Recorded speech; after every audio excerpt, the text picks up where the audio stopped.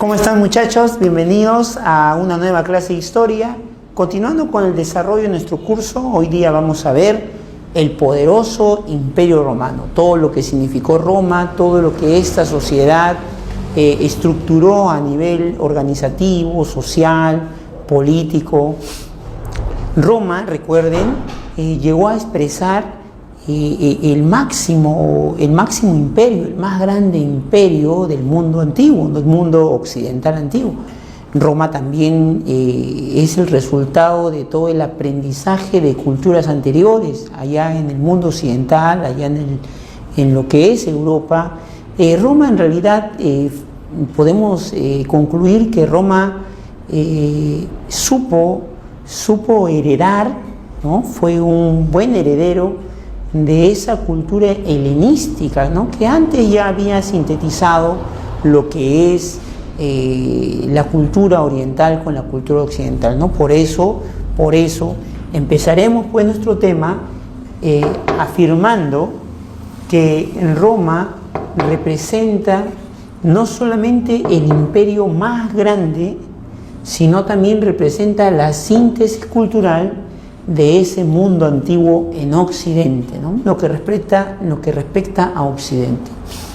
A su vez, el sistema de relaciones esclavista alcanza en Roma su máximo desarrollo, ¿no? Roma representa, ¿no? O expresa el máximo desarrollo de la explotación esclavista. Esto referido pues al papel que cumplieron los esclavos ahí en Roma, ¿no? O sea, los esclavos llegaron a ser la base de la economía romana. O sea, los esclavos están metidos en todo. Ya no son solamente la fuerza auxiliar de la economía, como sí lo fue, recordemos, en Mesopotamia, en Egipto, donde los esclavos no eran la fuerza principal, sino eran la fuerza auxiliar.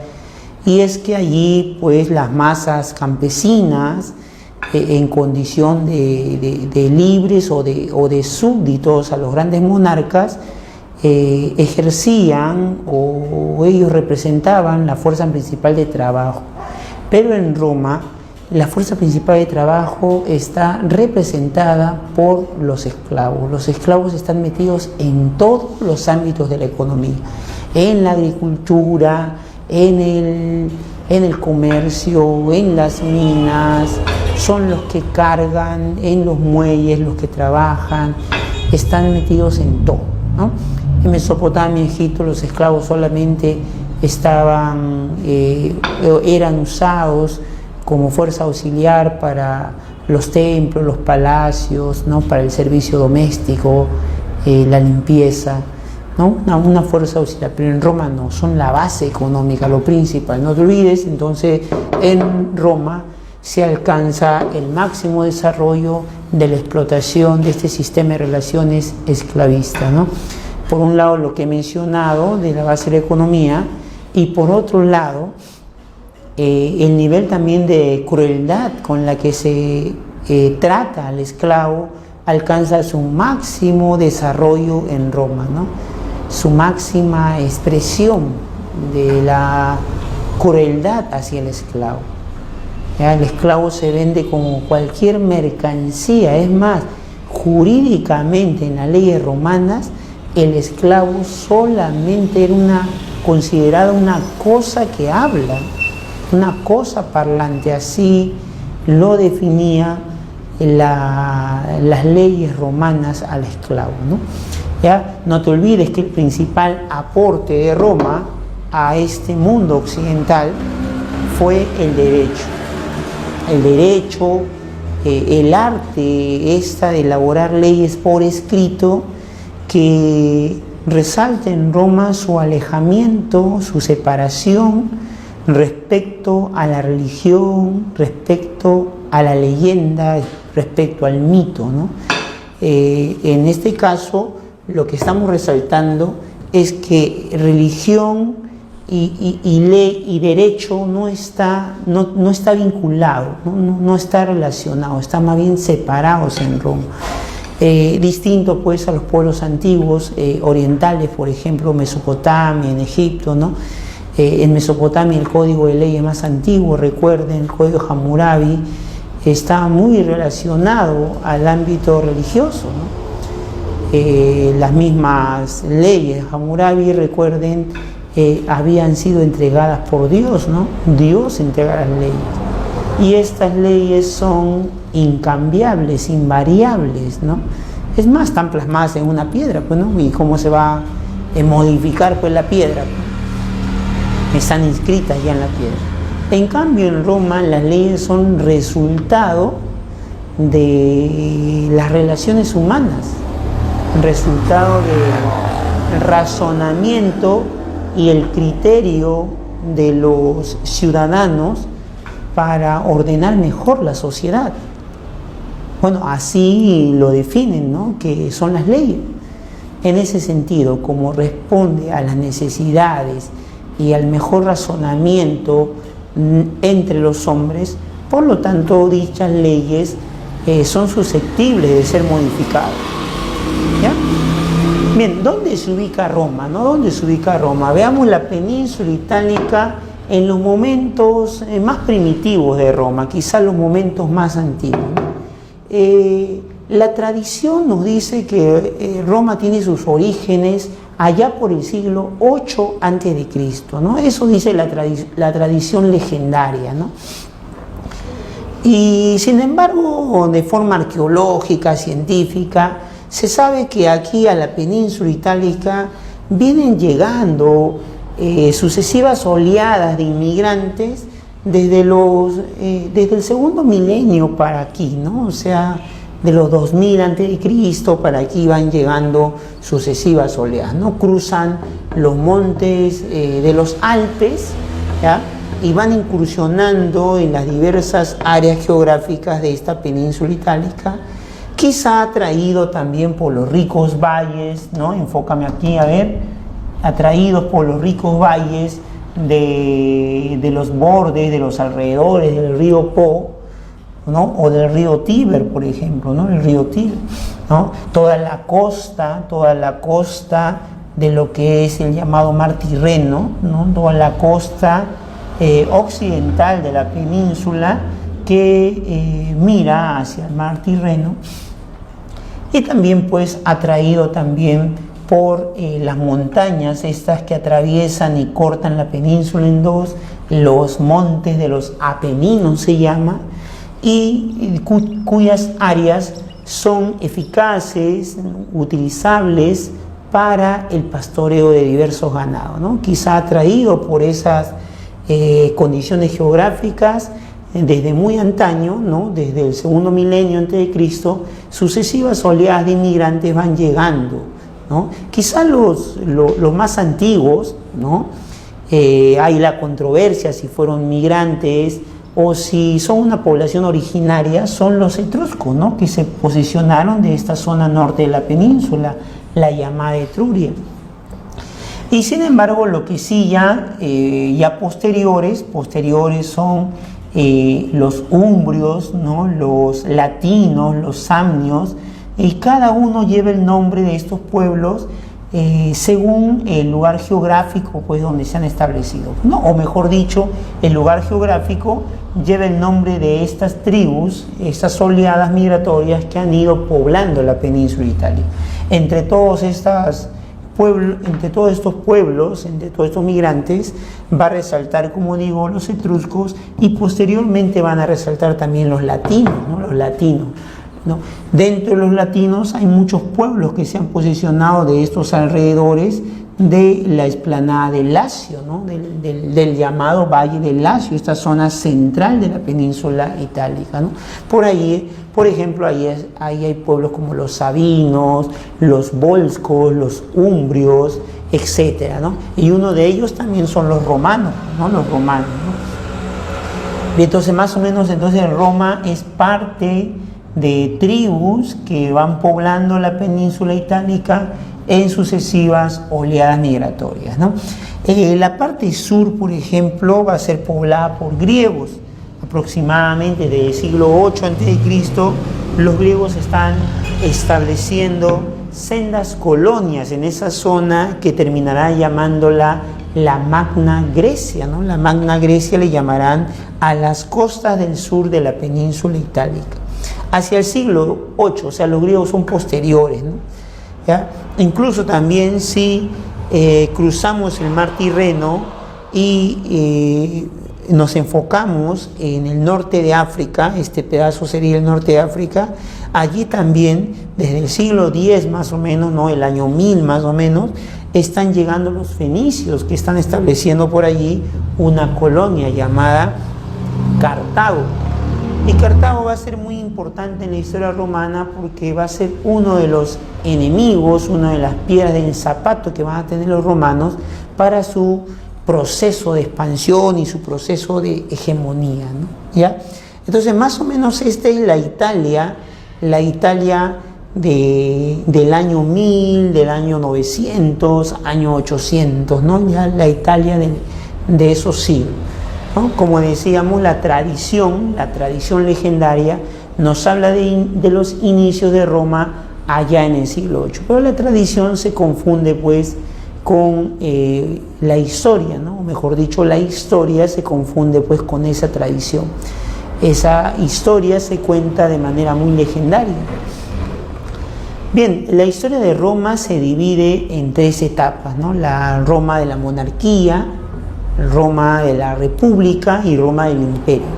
Esas tres etapas se dividen, lo han dividido los historiadores según los criterios de la organización política que predominó en los diversos momentos de la historia romana, ¿no? Cuando hablamos de monarquía es porque políticamente la estructura de poder estaba concentrado en reyes, ¿no? Monarcas. La república, que en latín, en el idioma de los romanos, va a significar rex public, ¿no? Rex cosa, public, público, ¿no? La cosa pública, la cosa que debe ser de interés de todos, ¿no? La cosa pública. Y el imperio, que también vamos a ver, ¿no? La etapa de expansión, de dominio, que también va a marcar toda una época en la historia romana, ¿no? Entonces, monarquía, república e imperio son los periodos en los que se divide este largo proceso de la sociedad romana, de la historia romana, que va más allá por más o menos, estamos hablando de 13 siglos, ¿no? Si tomamos en cuenta el origen legendario de esta civilización, 13 siglos, desde el siglo 8 a.C. hasta el siglo 5 después de Cristo, ¿no? Estamos hablando de 13 siglos.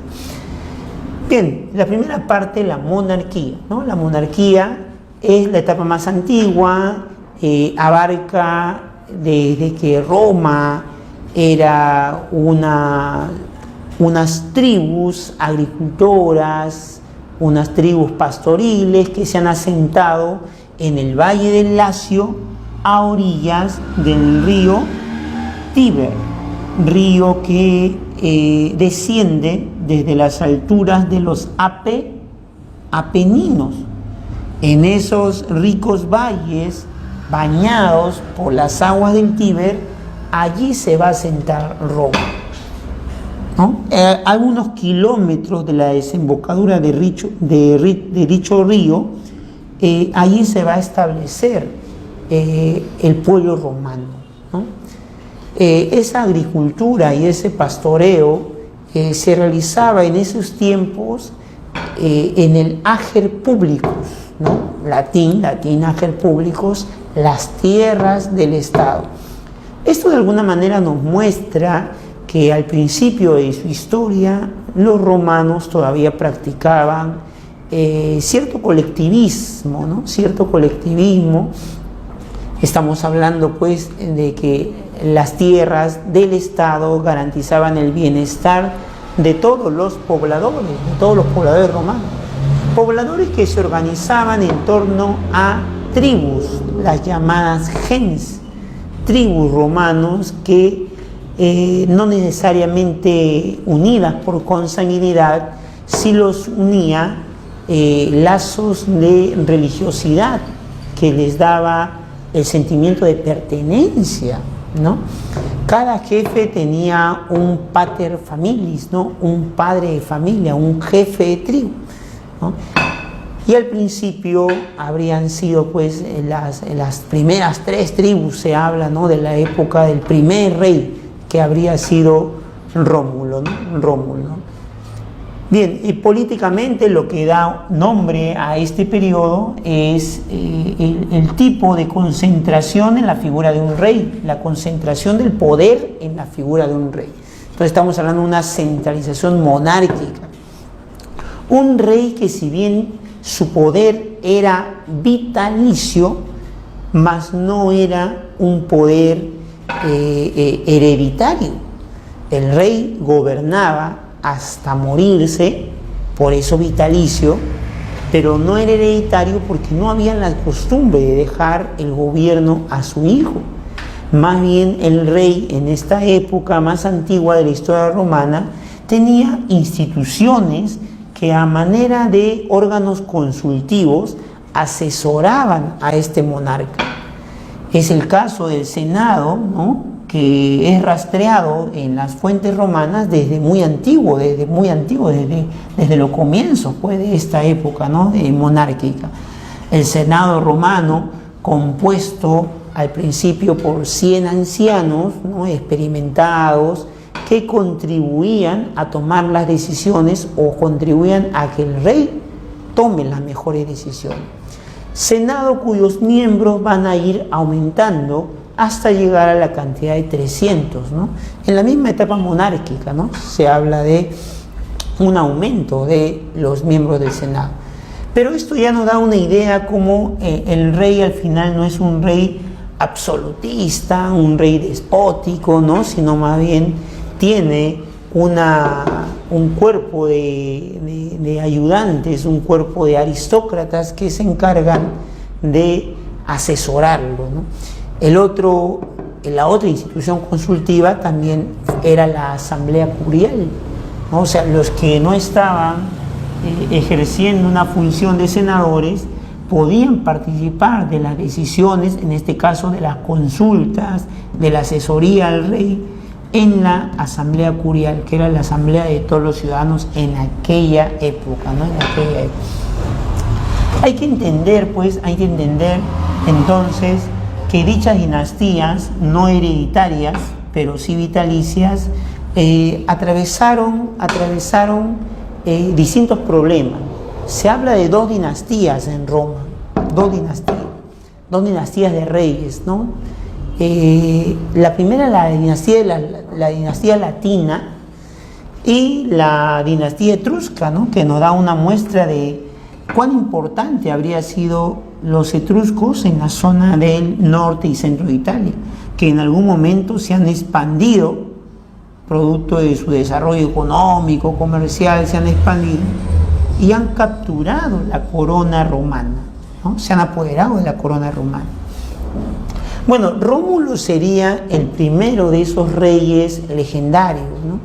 A su muerte habrían subido al trono, se habla de 3 reyes más, y tras ellos 3 reyes más, pero de la dinastía etrusca, de origen etrusco, ¿no? Rómulo, a quien se le atribuye pues haber sido criado con su hermano gemelo, un remo de una loba, y que luego hay toda una serie de fantasías pues que lo llevan a que él haya fundado la ciudad romana, ¿no?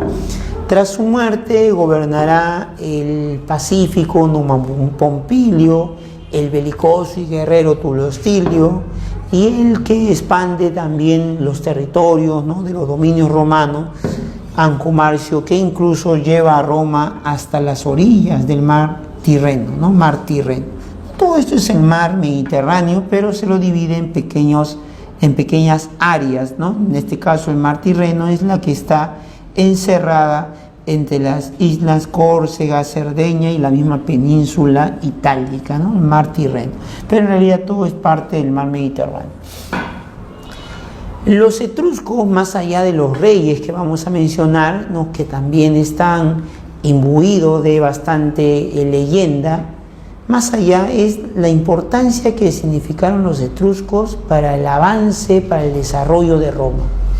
Mientras Roma en esta etapa seguía siendo, hasta la siguiente, hasta los primeros años de la República, seguirá siendo un pueblo pastoril, un pueblo agricultor, son los etruscos quienes con su influencia aceleran el proceso de desarrollo romano, ¿no? Es el caso pues que los etruscos traen el desarrollo urbanístico expresado en la arquitectura, ¿no? Que va a empezar Roma a construirse en Roma importantes obras públicas que van a expresar su desarrollo, ¿no?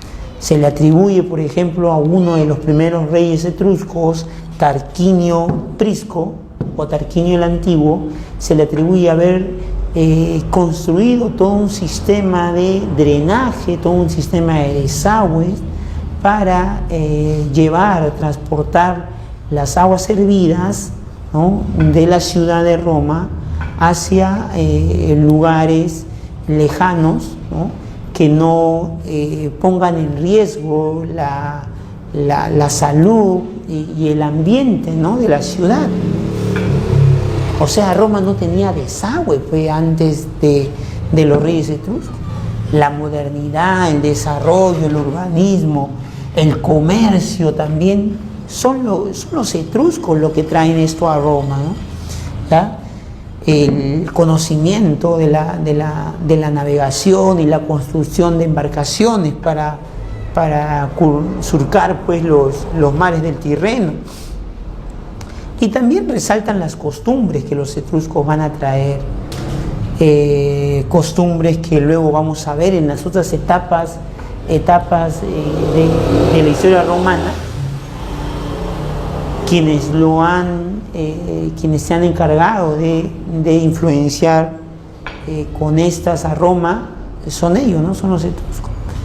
La costumbre de celebrar las victorias militares, por ejemplo, las costumbres de la vestimenta púrpura que va a caracterizar a los políticos romanos, ¿no?, a los que ejerzan un poder político.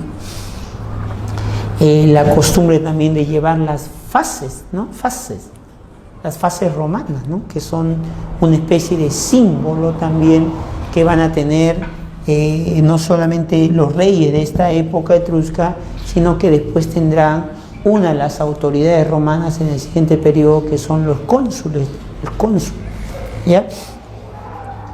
Bien, entonces otro de los reyes, Servio Tulio, se le atribuye haber promovido toda una división de la sociedad romana en base al dinero, en base a los ingresos que tenía la población.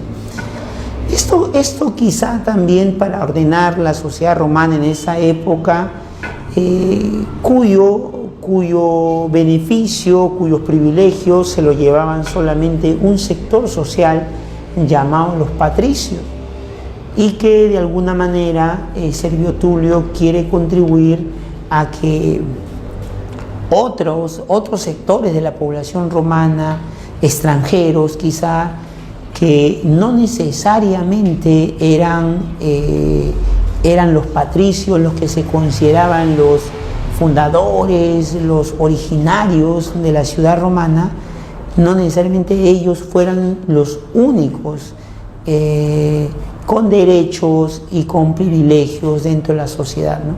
Entonces, de alguna manera, este Servio Tulio es el que va a buscar ordenar la sociedad romana, ¿no? Y en ese sentido también Servio Tulio va a crear la asamblea centurial, ¿no?, una asamblea que extienda a los miembros que participen de la consulta al rey. Recuerden que habíamos hablado de la asamblea curial, que solamente agrupaba a los sectores aristócratas, los sectores nobles de la sociedad romana, pero ahora otros sectores que van uniéndose a la sociedad, que van llegando producto pues, de muchos extranjeros atraídos por el desarrollo de Roma. Muchos de ellos van prosperando económicamente, y por el hecho de no no ser descendientes de estas familias aristócratas, pues están negados, rechazados de la participación política, ¿no? De las decisiones políticas en la ciudad. Y Servio Tulio, como un rey extranjero, busca cambiar esto, ¿no? Y dos de sus acciones en este objetivo son las de dividir la sociedad, ya no por nacimiento, sino por ingresos, por dinero, ¿no? Y Tarquinio el Soberbio, que sería el último rey de estos reyes extranjeros, de estos reyes etruscos, ¿no?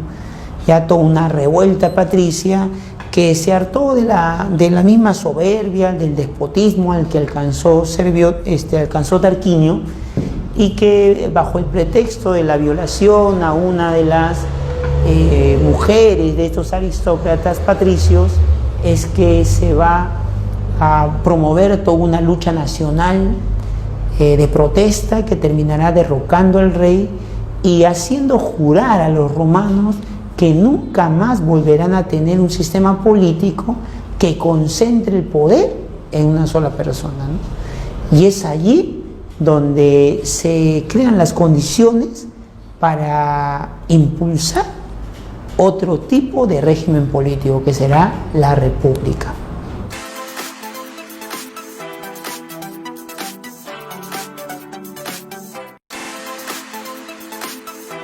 Hemos hablado de patricios, de aristocracia, de privilegiados en la etapa monárquica, y ahora quiero que entiendan a qué me estaba refiriendo. La sociedad romana se dividía en una clase dominante y una clase dominada, una élite y un sector de pueblo que son la fuerza productiva, ¿no?, dentro de la sociedad romana. En la cúspide, la clase alta son los llamados patricios. Y los pobres, el pueblo, las grandes mayorías, los que se encargan de producir desde los primeros tiempos de Roma en la producción, son los plebeyos. Y abajo, más abajo, los que ya son el último sector de la sociedad, los esclavos, que, como hemos dicho al inicio, llegó a ser, a medida que Roma se va a expandir y va a formar un tremendo imperio, llegó a ser la base de la economía peruana, el sustento de todos los rubros de la economía de la sociedad romana, ¿no? Bien, los patricios son estos que, desde el punto de vista, pues, de las relaciones sociales, ellos son la aristocracia, ¿no? Lo de aristocracia significa que ellos se sienten y difunden el hecho de ser distintos, ¿no? De ser de un origen distinto, de ser un origen que merece privilegios. Aristoi significa los mejores, es un término griego, ¿no? Entonces, cuando definimos que los patricios son los aristócratas en Roma, son ese grupo que se siente distinto y se siente privilegiado o exige privilegios porque ellos difundían la idea de haber sido los primeros fundadores de la ciudad. Ellos difundían la idea de ser descendientes y herederos de esos primeros fundadores. Y eso les da privilegio. Bien, también le puedo decir nobles, ¿no? Nobles, o en latín nobilita, ¿no? Desde el punto de vista económico, estos patricios, esta aristocracia patricia, llegarán a ser grandes latifundistas, ¿no? Grandes latifundistas, o sea, propietarios de enormes tierras, trabajadas por cantidad de campesinos, plebeyos al inicio, y esclavos posteriormente, ¿no? Cuando la esclavitud se haga más intensa, ¿no? Porque hemos dicho que en la etapa monárquica Roma todavía era un pueblo pastoril, un pueblo agricultor, que recién, ¿no?, empezaba su proceso de expansión. Bien, y desde el punto de vista político son los únicos ciudadanos, los únicos que tienen el derecho de ocupar los cargos públicos, los cargos políticos, ¿no? Ya son los únicos que tienen derecho de ocupar los cargos políticos. Por aquí estarían los plebeyos abajo, ¿no? La clase dominada. Son gente libre, no son esclavos, y la gran mayoría, pues la gran mayoría son pobres, ¿no? Se pueden dedicar al campo, se pueden dedicar a la vida artesanal, o en todo caso son pequeños comerciantes también los plebeyos. Y a pesar que en el proceso de la historia romana van a cumplir un papel importante en los ejércitos, porque eran los plebeyos los que integraban masivamente las tropas de las legiones romanas, así se le llama a los ejércitos romanos, ¿no? Las legiones romanas, cumpliendo de esta manera su servicio militar y además tributando para el Estado. A pesar que ellos sustentaban al Estado, no eran considerados ciudadanos. Pero las protestas, los reclamos y la exigencia de estos plebeyos van a terminar arrancando no solamente el derecho en algún momento de ser romano, sino también otros derechos que les den una mejor condición de vida y un mejor trato dentro de la sociedad romana. Porque Roma hay que verlo pues en el proceso, ¿no?, de cambio, ¿no? Recuerda que son 1300 años de historia, 13 siglos. Entonces, en 1300 años no podemos entender que Roma, de la etapa monárquica, no ha cambiado en la etapa republicana o en la etapa imperial, ¿no? Entonces, los plebeyos no eran ciudadanos al inicio, durante la etapa monárquica, y en la etapa republicana lo van a conseguir. ¿Cómo? Protestando, reclamando, exigiendo, lo van a llegar a conseguir. Bueno, y los esclavos, que son la última base, ¿no? La última, pero que hay que resaltar que llegó a ser, conforme más esclavos lleguen con el proceso de expansión, llegarán a conformar la principal fuerza de trabajo de la economía romana, ¿ya? Pero al principio la fuerza de trabajo estaba configurada por los plebeyos, ¿no? Ahora, los plebeyos es una condición jurídica, ¿no? Una condición jurídica, diríamos, más que una realidad económica unitaria, ¿no?, o una realidad económica homogénea. ¿Por qué digo esto? De que era más que todo una condición jurídica y no necesariamente significaba una condición económica. Jurídicamente los plebeyos no tenían derechos. Los plebeyos son desde muy antiguos, ¿no?, desde la monarquía romana.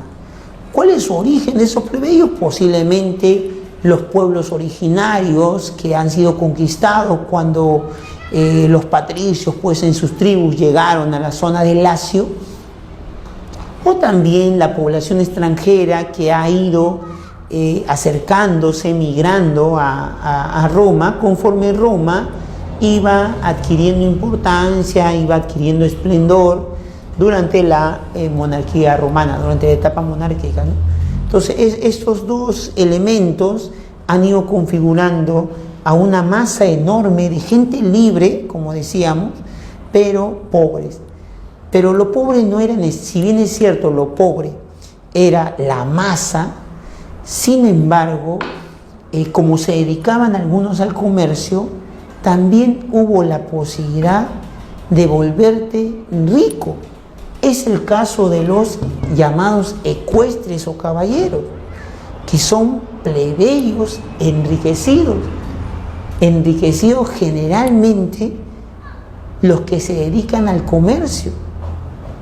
Han acumulado riquezas y esas riquezas que les ha permitido incluso adquirir tierras, los lleva a competir económicamente tan iguales o a veces más riqueza que un patricio. Pero recuerda que jurídicamente eran plebeyos. Y ellos van a reclamar, estos ecuestres van a reclamar ocupar cargos políticos, van a reclamar tomar decisiones, pero su condición jurídica de plebeyo no lo va a permitir. Es así que estos plebeyos enriquecidos, ¿no?, grandes comerciantes generalmente, forman una pequeña oligarquía, ¿no?, lo de oligos pocos, ¿no?, una pequeña oligarquía poderosa que en el transcurso de la historia romana, sobre todo en la República Romana, van a exigir cargos, ¿no? Y cuando ya los tengan, va a ocurrir una cosa curiosa, ¿no? Cuando ya tengan cargos, cuando ya sean tan igual que los patricios, se van a convertir en la práctica en un patricio más. Quizá no en un patricio de sangre, pero sí en un patricio de condición, ¿no? De condición.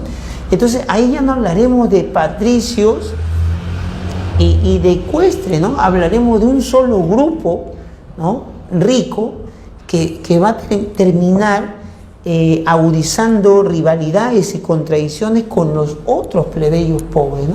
Y esta riqueza de situación, de confrontaciones sociales, es lo que va a marcar la historia romana.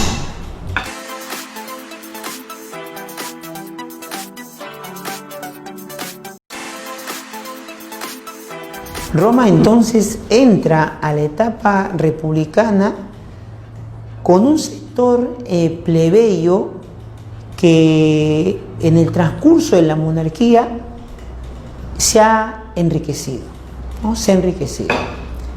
Y esa riqueza lo ha llevado a reclamar mejores condiciones y mejor trato de igualdad con los privilegiados patricios. Quizá ahí está la explicación por qué Servio Tulio necesitó modificar la sociedad romana, dividiéndola no por nacimiento, sino dividiéndola por ingresos de riqueza. Quizá también allí, en este ascenso de estos plebeyos enriquecidos, está la explicación por qué Servio Tulio creó la asamblea centurial, ¿no? Ya no solamente la asamblea curial, que era la que agrupaba a los patricios, sino la asamblea centurial que agrupaba y les permitía tomar decisiones a los militares. Y es que los militares, en la etapa más antigua, la monarquía, no solamente eran los patricios, sino también en esa etapa, bueno, todavía no se les dejaba participar masivamente a los plebeyos en esa etapa de la monarquía, pero sí se les permitía participar a quienes podrían tener la solvencia de financiar su armadura y sus armas para la guerra. Y era el caso, pues, de los plebeyos enriquecidos. Ellos tenían participación en los ejércitos romanos. Estamos hablando antes que los ejércitos se vuelvan masivamente integrados por plebeyos. Al principio el ejército era exclusivista, ¿no? Era exclusivo solamente de patricios y de algunos plebeyos capaces o con poder adquisitivo que les permitiera financiar y solventar su indumentaria de guerra. En este caso, por ejemplo, la adquisición de un caballo, ¿no? Por eso hablamos de que los plebeyos enriquecidos formaban la orden de los ecuestres, ¿no? Ecuestres o equites, ¿no? Que eran los que poseían un caballo para la guerra. Muy bien, ¿por qué menciono esto? Porque desde que entramos a la República va a haber este conflicto, ¿no? Que va a generar el ascenso de estos plebeyos adinerados y su necesidad de exigir igualdad de tratos, ¿no? Igualdad de trato. Bueno, y eso se va a aprovechar, ese reclamo de igualdad de trato se va a aprovechar en esta etapa republicana.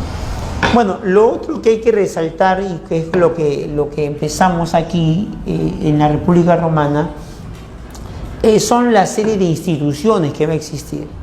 Va a abundar, va a sumarse, va a crearse muchas más instituciones, porque el objetivo, recuerda, durante la etapa republicana, es no permitir la concentración de poder.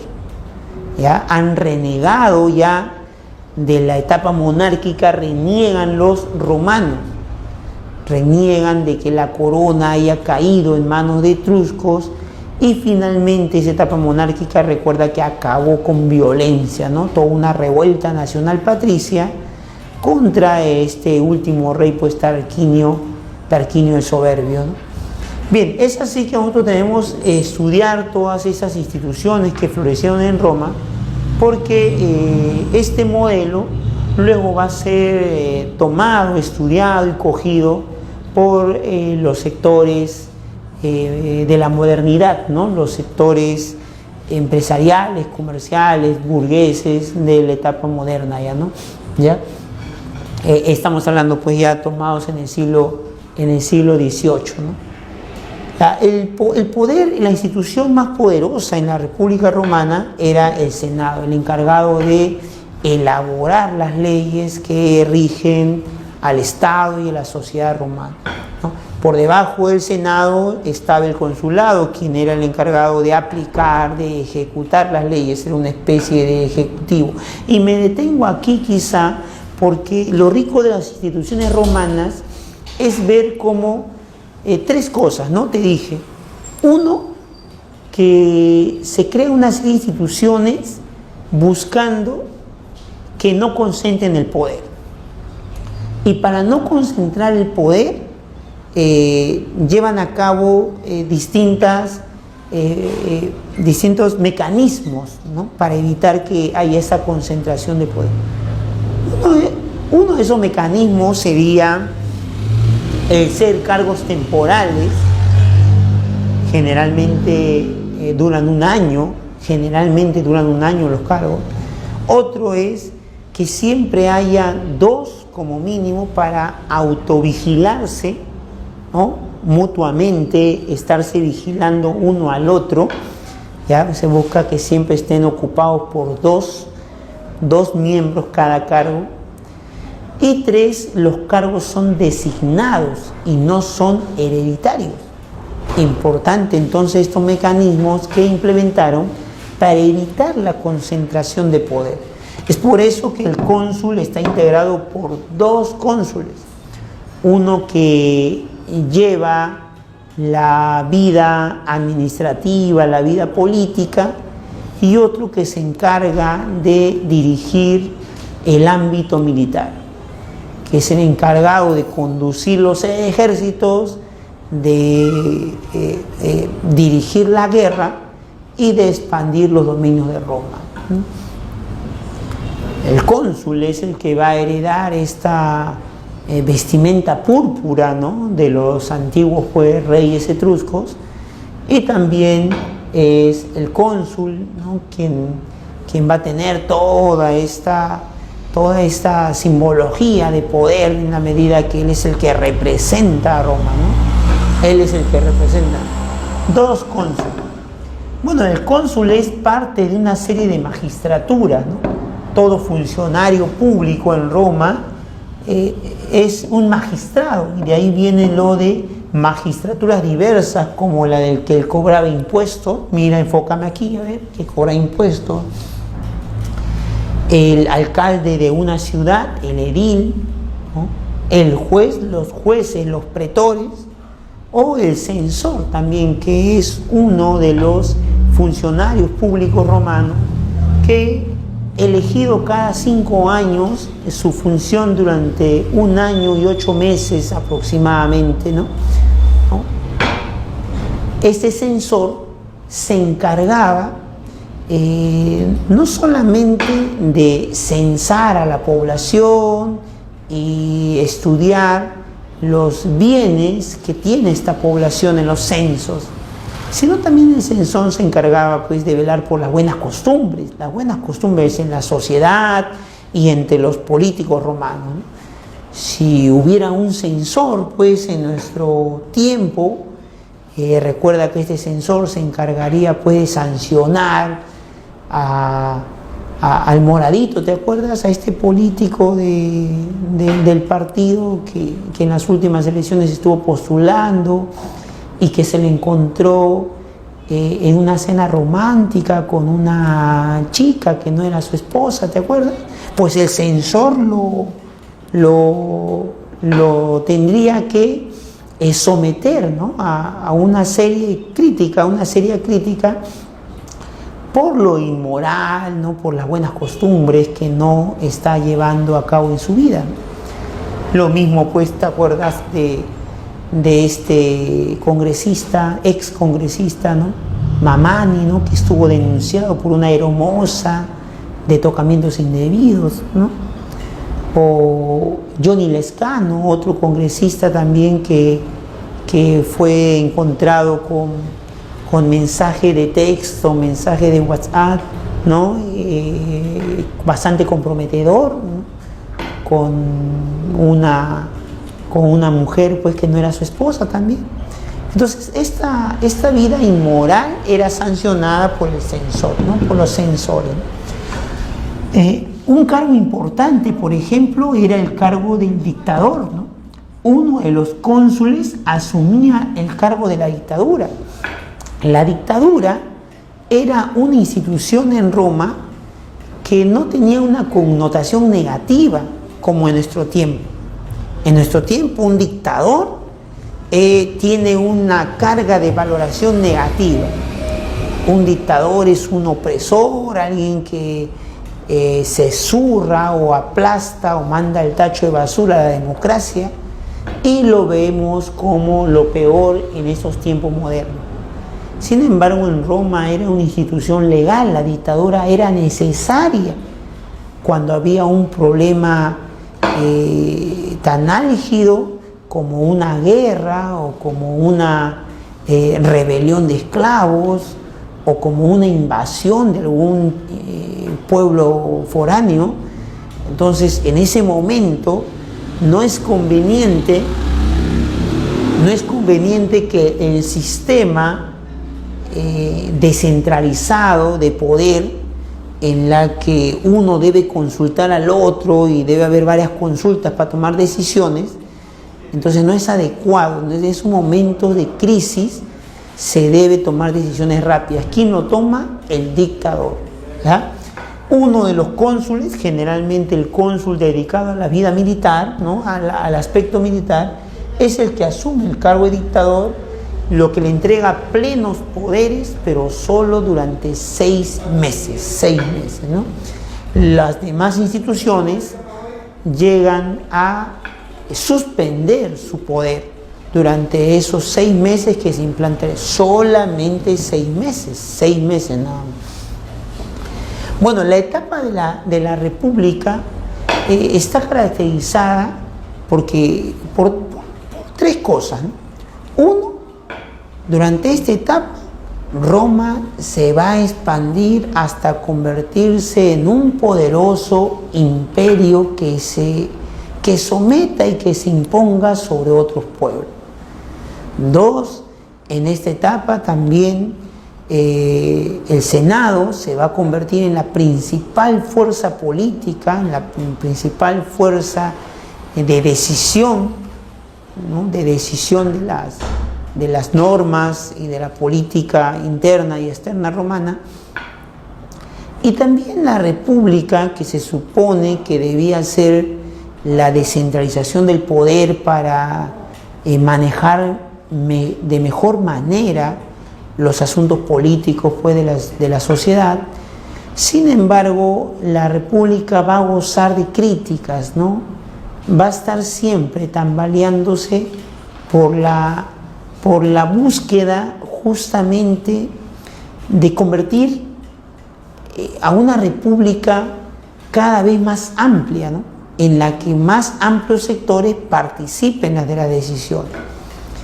Y es así como entendemos que de una república de patricios privilegiados, la pelea va a ser por transformar a la república en una de carácter más popular, en la que los plebeyos estén integrados. En esta etapa resaltan las luchas plebeyas, los reclamos plebeyos, ¿no? ¿Por qué los plebeyos reclamarán? Hacía un tiempo en la monarquía te dije que los únicos plebeyos que participaban en la guerra eran los plebeyos pues adinerados. Pero con el transcurso del tiempo y con la necesidad de mayor convocatoria de miembros del ejército, porque en la medida que Roma se expande necesita más fuerzas militares, estos mismos plebeyos, la masa plebeya, va a ser los principales integrantes de las legiones romanas. Pues en las largas campañas que podían durar meses o podían durar años, los plebeyos al terminar la campaña se veían arruinados económicamente y veían estropeados sus posesiones agrícolas, sus pequeñas posesiones agrícolas, a tal punto de que muchos plebeyos, o sea, tomaban conciencia de que ellos participaban de la expansión y el esplendor que Roma iba adquiriendo durante los primeros años pues, de la República, durante los últimos años de la monarquía. Los plebeyos iban tomando conciencia, como digo, de este esplendor que Roma iba adquiriendo. Sin embargo, en su vida cotidiana, ellos veían que el esplendor no era para ellos, a pesar de haber sido protagonistas para conseguir los logros de este esplendor. Entonces los plebeyos pues terminan diciendo pues que no les conviene. Se dan cuenta, eso significa tomar conciencia. Y es ahí donde va a estallar la lucha plebeya. La lucha plebeya más antigua es allá pues a los inicios de la República. Si la República se está marcada pues por el año 509 a.C., la primera lucha plebeya se da allá en la primera década de este siglo V, ¿no? Estamos hablando por allá por el año 490, esa década, ¿no? 496. Ha ido más a unos años de iniciarse la República, ¿no? La primera revuelta plebeya que se conoce es la famosa o el famoso retiro del Monte Sacro, que es una amenaza de retirarse, de abandonar la ciudad de Roma por toda la comunidad, por todo el sector plebeyo. Dicha amenaza fue tomada por los patricios en la primera etapa de forma ligera, pero después fue tomando conciencia los patricios de que si todos los plebeyos se iban de la ciudad, los ejércitos se iban a ver seriamente afectados, porque era la masa plebeya la que componía los ejércitos, ¿no? Entonces, como te digo, pues los primeros que protestan son los plebeyos militares, los plebeyos que veían que no cuadraba, ¿no? El esplendor y el desarrollo y la expansión romana no cuadraba con su situación personal, su situación familiar, cada vez más arruinado, al borde de convertirse en esclavos incluso, porque resulta que muchos de esos plebeyos que retornaban de las guerras se endeudaban con patricios y ponían como respaldo de esas deudas sus propias tierras y perdían sus tierras por esos acreedores patricios que aprovechaban la ruina de estos soldados empobrecidos para terminar arrebatándole y quitándole sus tierras. Incluso existía el famoso nexum, que era la condición, ¿no? El acuerdo de que si no pagas, te debes convertir pues en un sirviente y prácticamente en un esclavo de un patricio. Contra el nexo y contra el despojo de tierras, y por la conciencia que los plebeyos van tomando de su situación tan importante en la expansión y esplendor de Roma, es que estalla la primera huelga de militares plebeyos, que no están dispuestos a ser convocados o a asistir a la convocatoria para ir a la guerra. Hacen una huelga militar de no querer, rechazar la participación en una nueva campaña militar.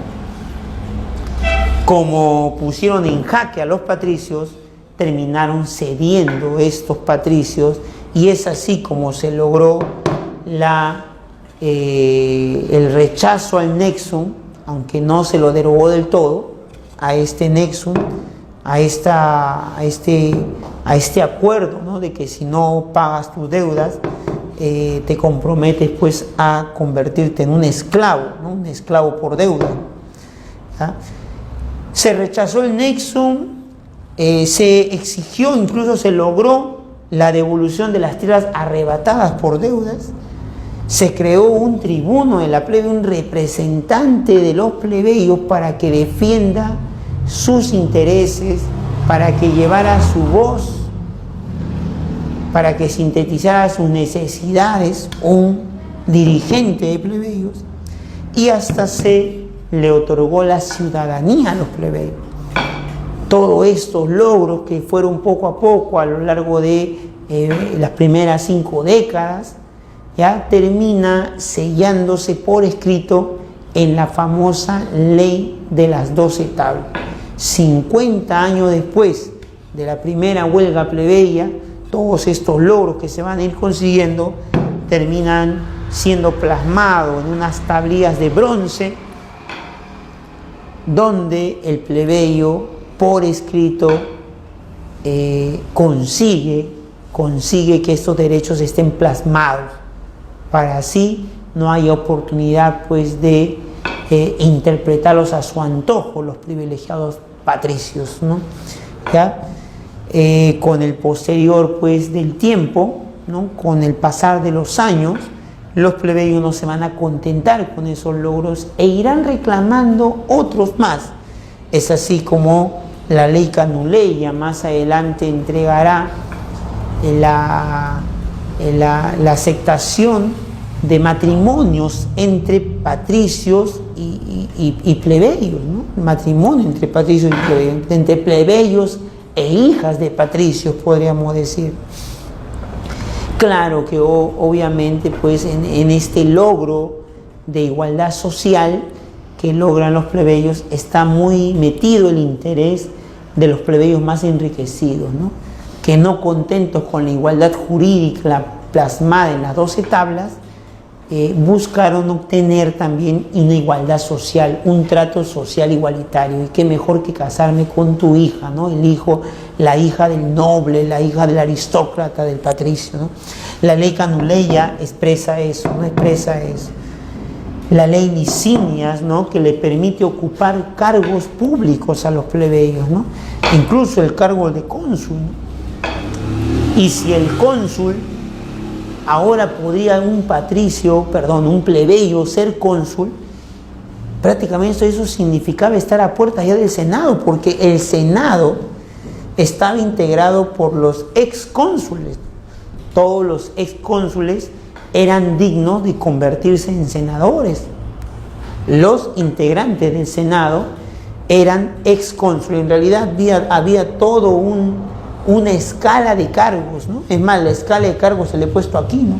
Más o menos para ocupar el siguiente cargo tienes que haber ocupado el anterior, y así hasta llegar a senador, ¿no?, que era un poder vitalicio. Eso sí, a los senadores eran poder vitalicio, o sea, para toda la vida. La ley Licinias le dio la obtención de cargos públicos entonces a los plebeyos, y hasta la obtuvieron participación en los cargos religiosos, ¿no?, con la ley Ogulmi. Importante estos logros de posesión de cargos, ¿Por qué? Porque muchos plebeyos que se van a convertir ahora senadores, que van a ocupar cargos políticos, muchos de ellos asumirán la defensa de sus intereses que más bien iguala al de un patricio. Y ahora la diferencia ya no será con un patricio, porque ya ocupé mi cargo público, ya me casé con tu hija, ya manejo un montón de dinero. Entonces ahora mi enemigo, ¿quién? No es el patricio, porque el patricio hasta su suegro es. El enemigo ahora es el plebeyo pobre. Entonces, con estos logros, ley Licinias, hay que interpretar que Roma se está transformando. Ya no es disputa de patricios y plebeyos, ahora va a ser disputa de ricos y pobres. Ricos, en donde están patricios, en donde están plebeyos enriquecidos, y le podemos decir ecuestres también, y la masa de plebeyos pobres, lo que más abundaba, ¿no? Bien, en lo referente al proceso de expansión romana, Roma ha llevado a cabo sendas guerras, ¿no? Buscando conseguir tierras, riquezas, esclavos. Roma ha llevado muchas guerras a cabo, ¿no?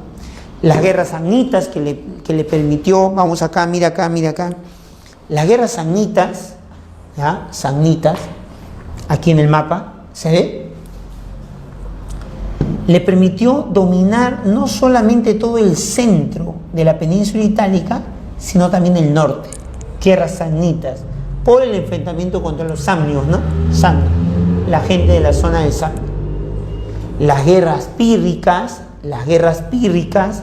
que le va a entregar el control del sur de Italia al expulsar allí a los griegos que se habían asentado desde el siglo 8 a.C., están los griegos ahí, ¿ya? Lo de Pírricas viene por un rey griego llamado Pirro, que va a ser derrotado en este avance de la expansión romana por querer dominar toda la península, ¿no? Y las guerras más importantes quizás son las guerras púnicas, ¿no? Guerras que se va a llevar a cabo contra los cartagineses, que son la piedra en el zapato del proceso de expansión comercial, territorial romano, ¿no? Todos quieren ganar en la guerra, ¿no?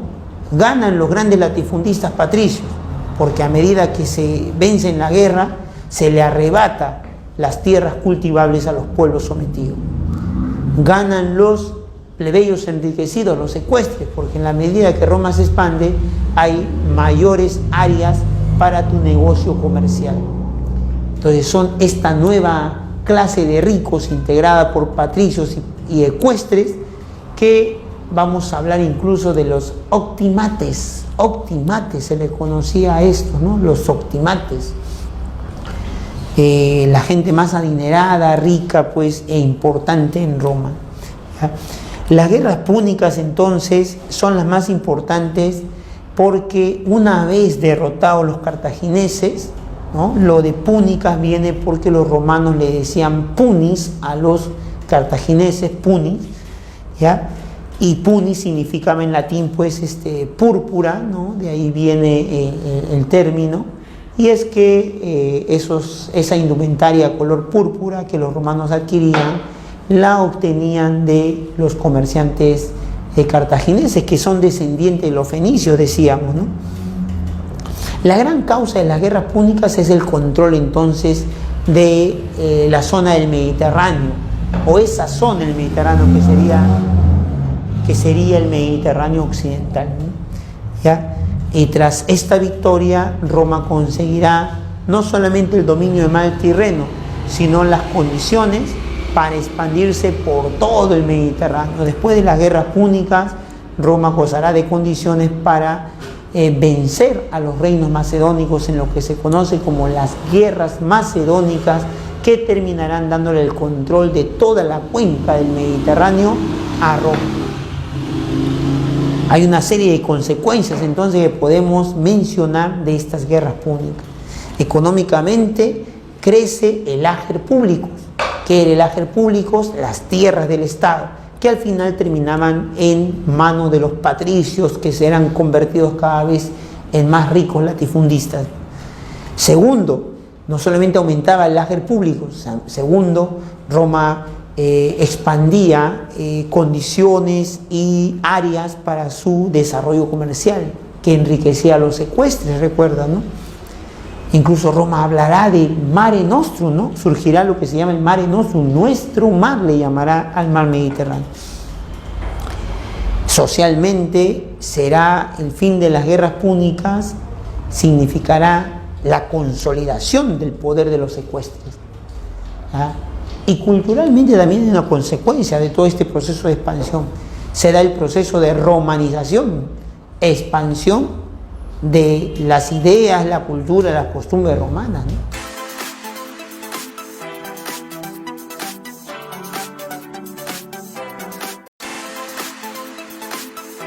Las guerras púnicas más o menos se dieron entre el siglo III y el siglo II a.C., ¿no? Si queremos ser exactos en los años, podemos hablar del año 264 más o menos el inicio de las guerras púnicas hasta el año 146 a.C., ¿no? ¿Ya? Más o menos hablamos pues de más de 150 años de guerra, ¿no? ¿Ya? Tras estas guerras, ¿no? Roma va a convertirse en un imperio poderoso, rico, esplendoroso. Sin embargo, los últimos 100 años de la República van a ser puros momentos de crisis, ¿no? Hablamos de la crisis de la República más o menos desde la aparición de los hermanos Graco, ¿no? Los hermanos Graco.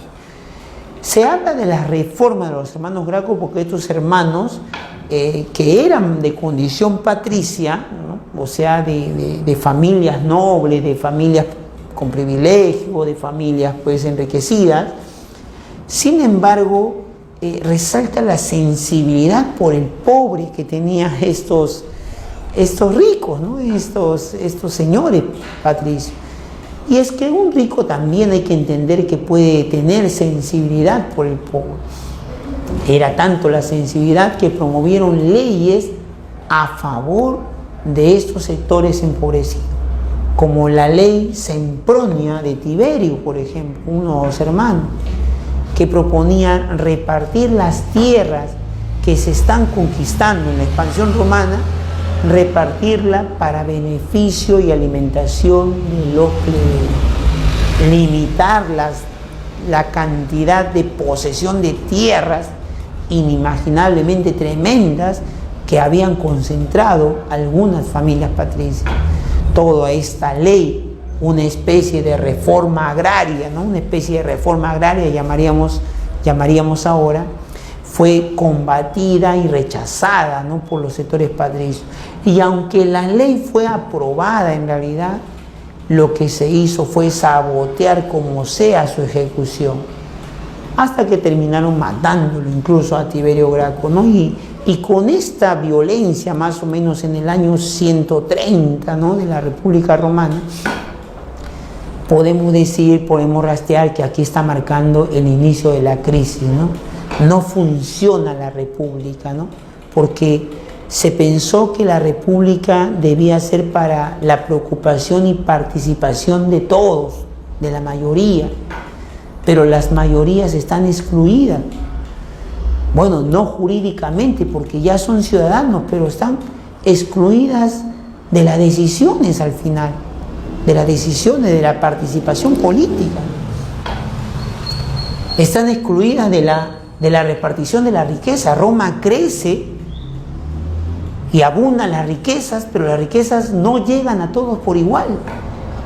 Y eso genera una contradicción que a veces se va a traducir en luchas plebeyas, luchas violentas, reclamos, exigencias, o en este caso, ¿no? Como resaltamos, que sería esta reforma de los Gracos, serían reformas de carácter asistencial, ¿no? Parte de la sensibilidad que los lleva a que las riquezas no solamente sean para algunos, ¿no? Sino que se reparta entre los desposeídos, y no va a ser aceptado. Su hermano, 10 años después, Cayo, el joven Cayo, promovió una ley para vender el trigo que se obtiene de las tierras del Estado, vendérselas a los sectores plebeyos de manera más barata.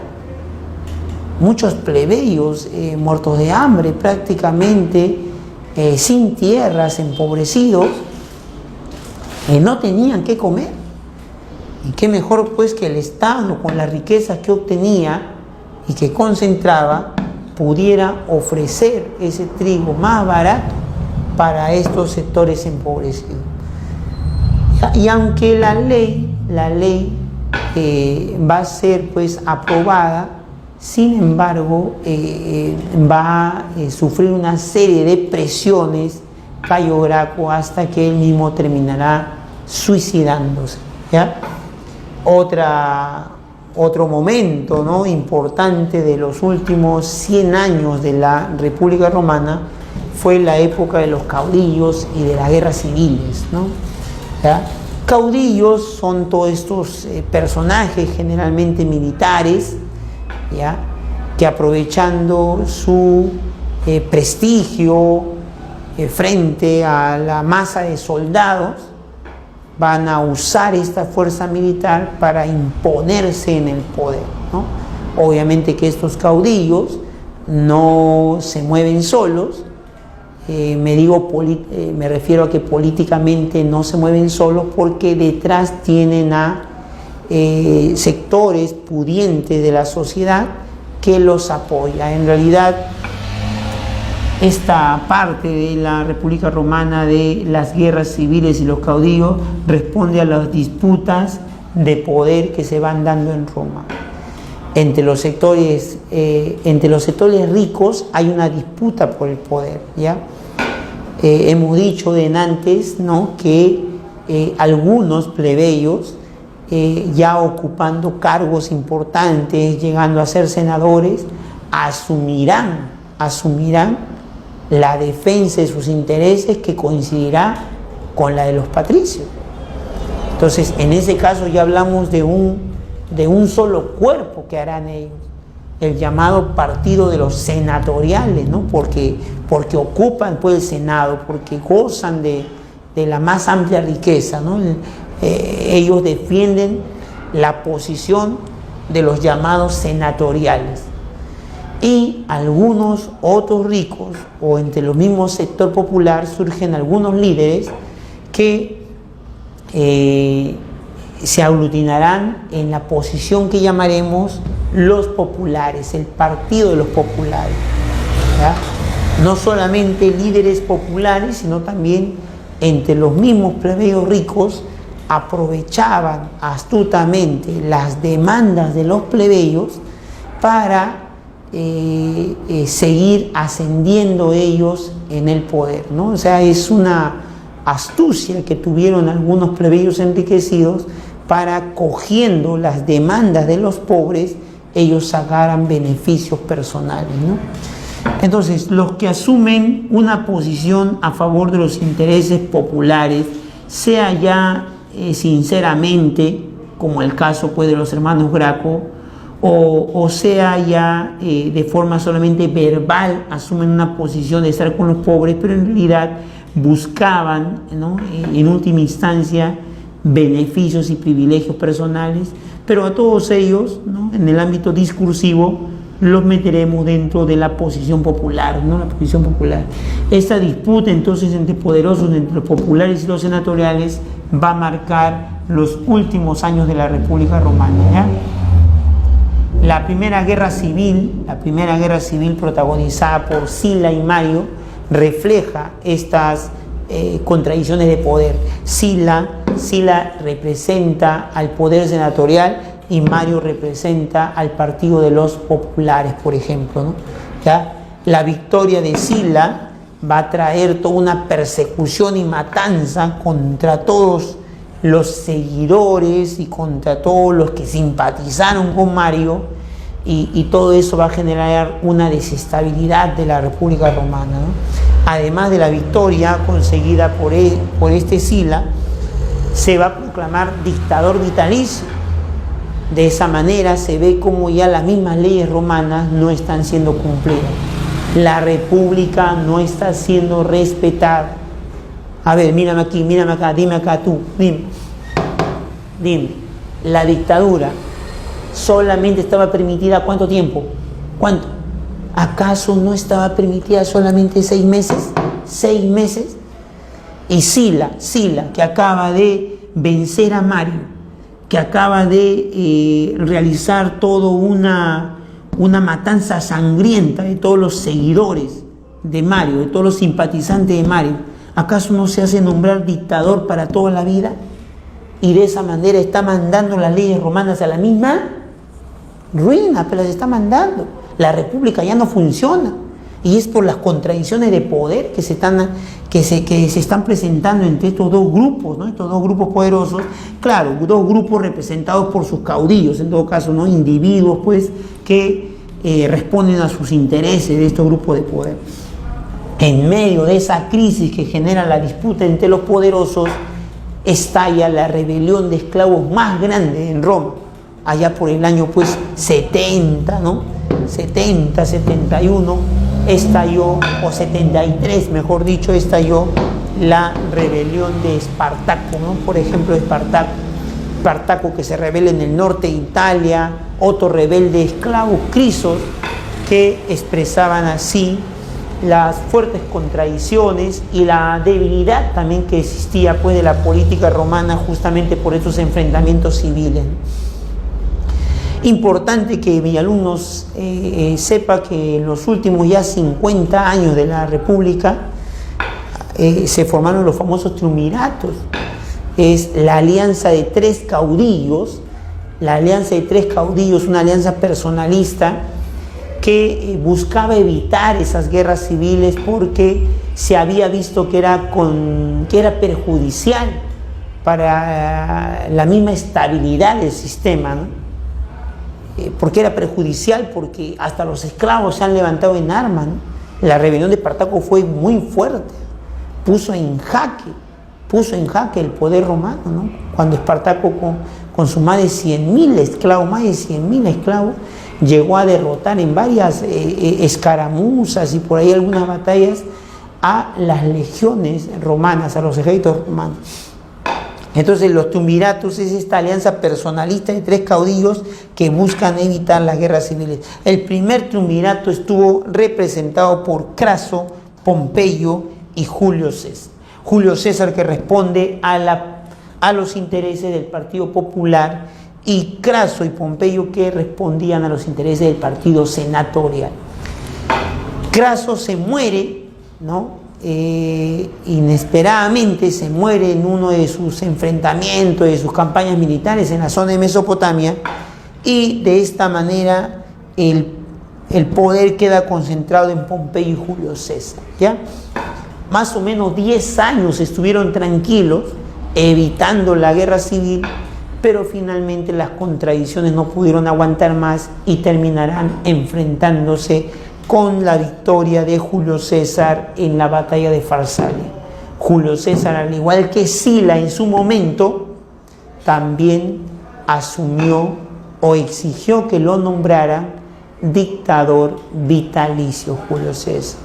Nuevamente, las leyes romanas se mandaban al tacho de basura y nadie respetaba en este caso, ¿no?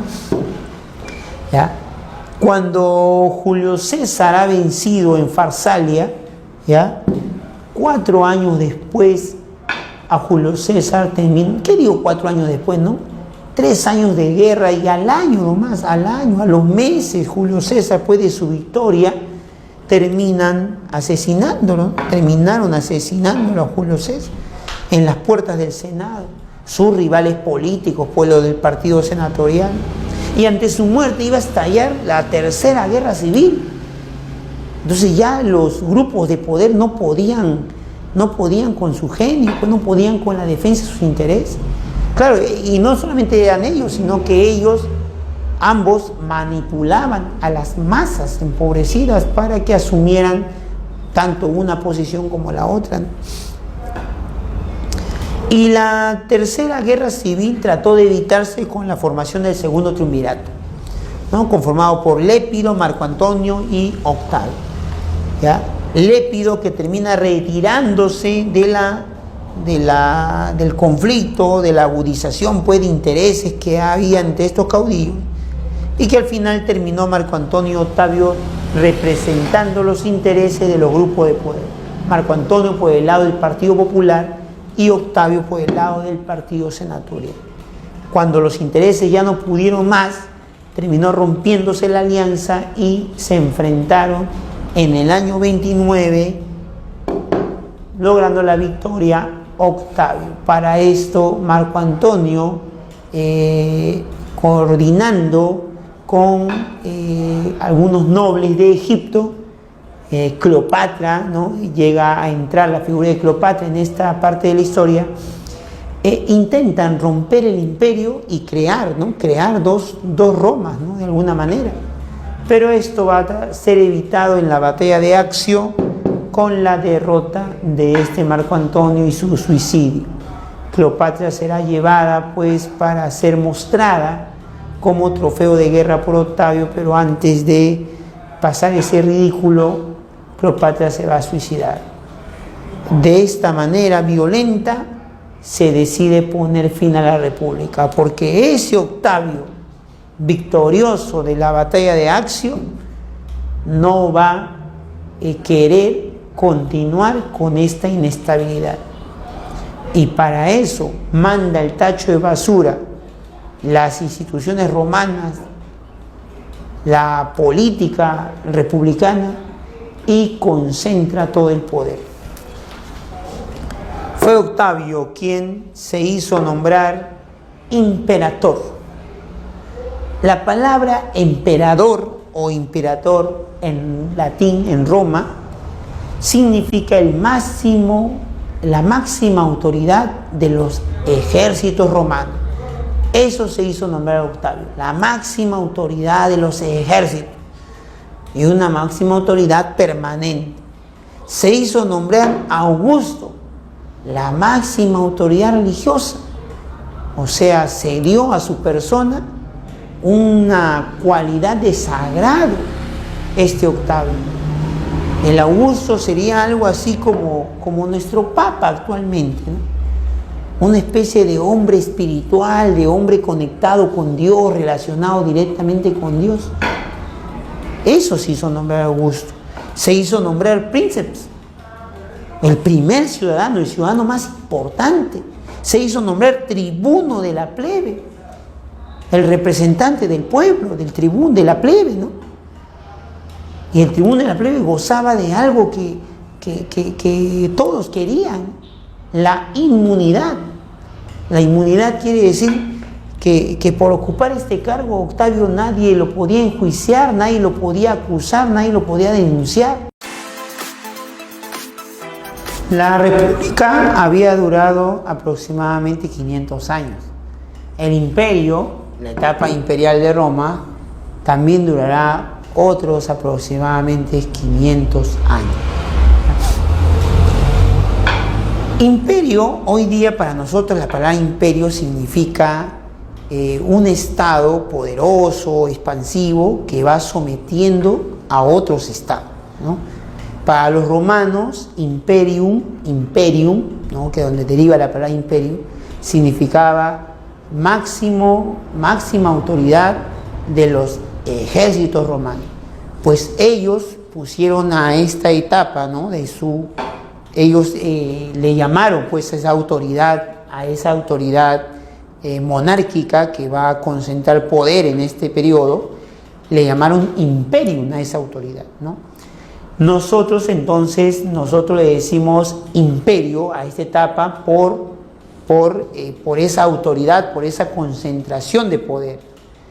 Sin embargo, tomando en cuenta el término de imperio como desarrollo expansivo o como imposición a otros pueblos, entonces el imperio romano no ha empezado aquí, ¿no? El imperio romano, la expansión imperial romana, puede decir que empezó cuando Roma salió más allá de la península itálica, ¿no? Y los llevó a enfrentarse en las guerras más importantes contra los cartagineses, las guerras púnicas, ¿no? Las guerras púnicas. Bien, dicho esta aclaración, la etapa del imperio tiene dos subperiodos, el principado y el dominado, ¿no? Principado por ser el emperador, el princeps, el primer ciudadano, el ciudadano más importante, es la etapa del apogeo, que va desde unos añitos antes de nuestra era, ¿no? Recuerda que la batalla de Accio había acabado, se había dado el año 31, el año 29 se instaura pues esta concentración de poder en manos de Octavio, el vencedor de la batalla de Accio. Bueno, entonces, más que todo hemos puesto aquí los siglos en las que va a considerarse esta etapa, ¿no? Que es el siglo I al siglo III, ¿no? Y la etapa del dominado, que viene del llamado Dominus, que es el emperador, pero que ya llegará a tener un dominio absoluto del poder, que va entre los siglos IV y los siglos V, ¿no? Ya los últimos años de Roma, ¿no? Bien, resaltar también que la etapa del Principado es una etapa donde, si bien es cierto, se ha concentrado el poder, sin embargo, las instituciones romanas todavía son mantenidas, las instituciones republicanas, mejor dicho, ¿no? Son todavía mantenidas. En cambio, en la etapa del dominado, el monarca, el emperador, va a concentrar tanto poder que incluso las instituciones ya no van a existir ni siquiera simbólicamente, como si lo hacían pues en el Principado, ¿no? Porque simbólicamente lo decimos porque en realidad el que cada vez concentra más poder va a ser el emperador, ¿no? Ya es esta época pues de Augusto, ¿no? Y de otros emperadores que vamos a ir mencionando, ¿no? Augusto es el nombre pues de Octavio, ¿ya? Octavio, que recuerda, se había dado el título de Augusto, ¿no? Augusto, que significaba la persona con máxima autoridad religiosa, ¿no? Quien está cerca a los dioses, ¿no? Algo así como nuestro Papa actual, decíamos, ¿no? ¿Ya? Bueno, Augusto, este ex Octavio, durante su periodo de gobierno, se va a dar lo que se conoce como la Pax Romana, ¿no? Que no es otra cosa que la pacificación de las confrontaciones políticas, de la inestabilidad social que acompañó a los últimos años de la República Romana, ¿no? ¿Y cómo va a conseguir esta estabilidad Octavio? Después de la victoria en Accio, Octavio se va a encargar de militarizar el imperio. Militarizar quiere decir llevar la fuerza de la violencia a todos los rincones del imperio y quitarle sus derechos pues a los ciudadanos, ¿no? Por eso decimos que las instituciones solamente se mantendrán de forma, ¿no? En la realidad irán perdiendo su poder, ¿ya? Entonces, a esa militarización y estabilidad a punta de represión se le llama la paz romana. Durante su época se crea la Guardia Pretoriana también, que es la élite militar que ha creado Augusto para su protección personal, para la protección de los monarcas, de los emperadores, ¿ya?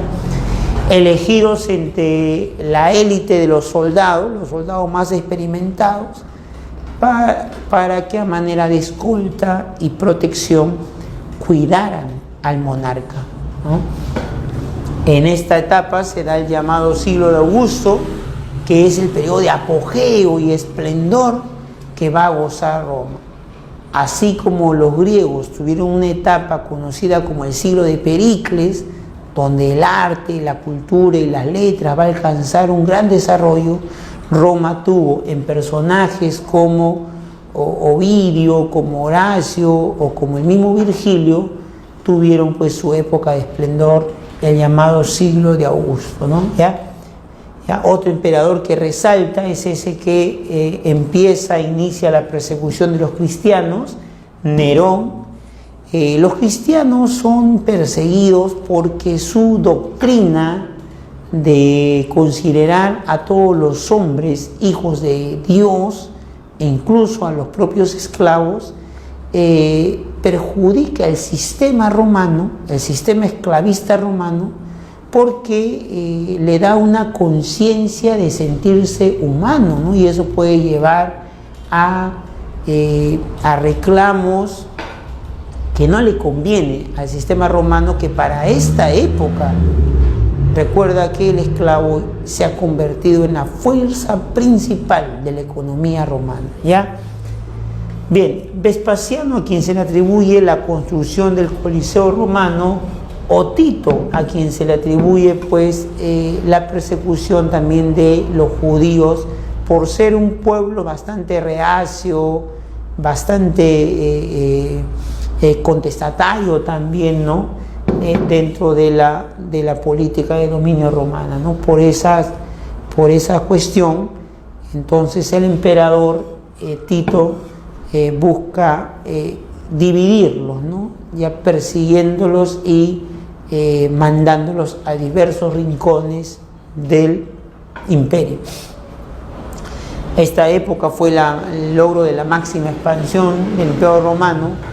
Roma abarcará toda la cuenca del Mediterráneo y llegará incluso hasta la zona de Mesopotamia, ¿no? Comprendiendo todo Siria, Palestina, el dominio de Egipto, los Balcanes, el norte de África y todo lo que es Europa Central y Europa Occidental, ¿no? Europa Occidental, lo que es Francia, España, ¿no? Incluso llegó por el norte hasta Inglaterra, ¿no? ¿Ya? La ley de ciudadanía de Caracalla de esta época, disfrazando toda una unidad o una intención de darle igualdad a las provincias con la metrópoli, decretando de que todos los habitantes del imperio van a ser considerados ciudadanos. Detrás de ese disfraz, ¿no?, aparente de unidad y de igualdad, se escondía pues por parte de Caracalla la intención de conseguir más recursos, ¿no? Porque recuerda que cada ciudadano debía pagar sus impuestos, ¿no? ¿Ya? Bueno, esta etapa, el gran problema que tiene es el problema de la sucesión, quién sucede al emperador una vez que muere, ¿no? ¿Ya? Es así que a la muerte de cada uno venía una serie de conflictos, ¿no?, dinásticos entre los mismos nobles cercanos al emperador. ¿Ya? Incluso después de esta etapa está marcada entre el fin de ese y el inicio de la otra etapa dominado una tremenda anarquía militar de medio siglo aproximadamente, ¿no?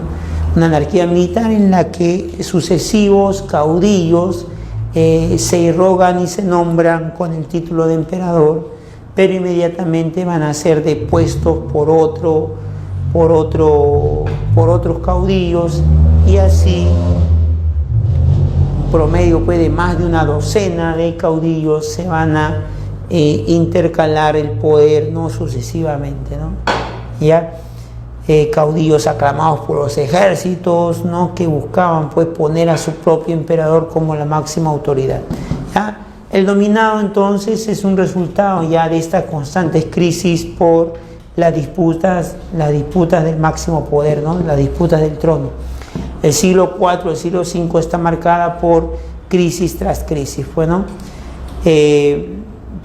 Diocleciano, que trata de poner fin al problema de la sucesión, estableciendo el sistema de la tetrarquía, ¿no?, lo que significaba dividir el tremendo imperio que han conseguido los romanos en 4 zonas administrativas, de tal manera que haya 2 emperadores, ¿no?, llamados Augustos, y 2 subemperadores llamados Césares, que debían administrar 4 zonas del imperio romano.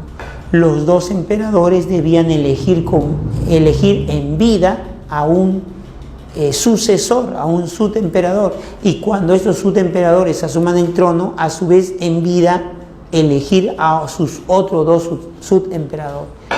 A la muerte de Diocleciano el sistema no funcionó, los hijos de emperadores y sus emperadores se disputaron el poder y todo se fue a la misma...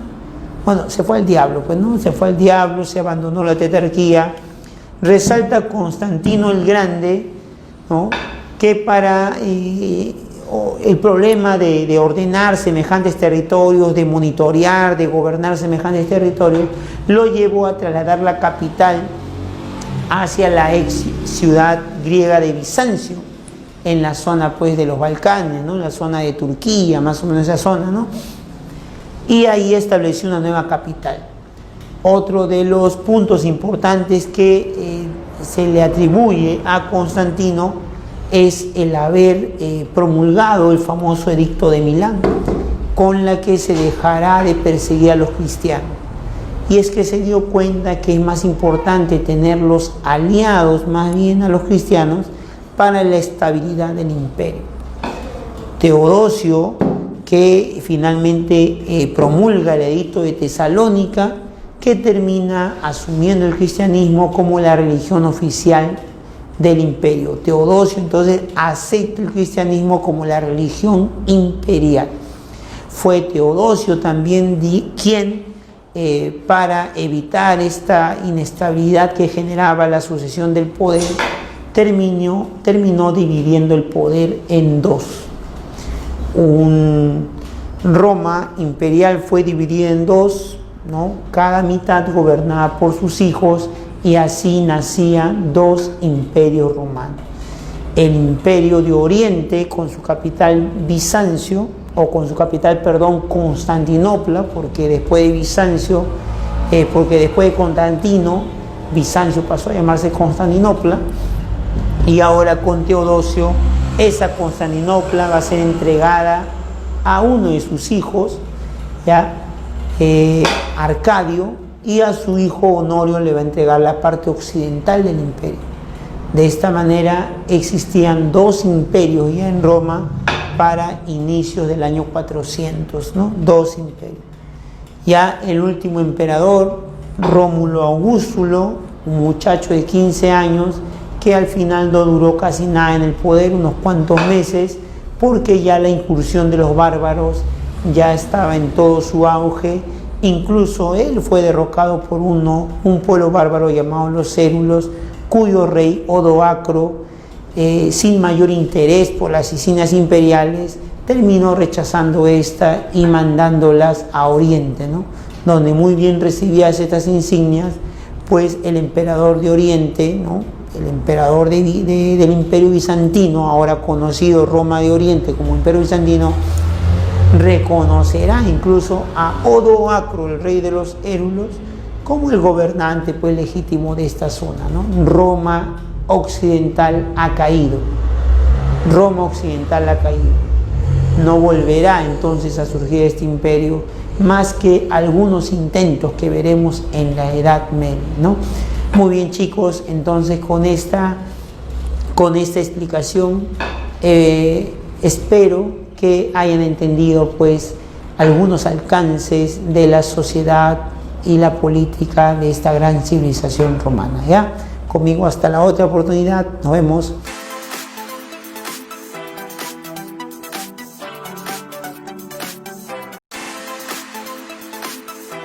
¿Cómo están, muchachos?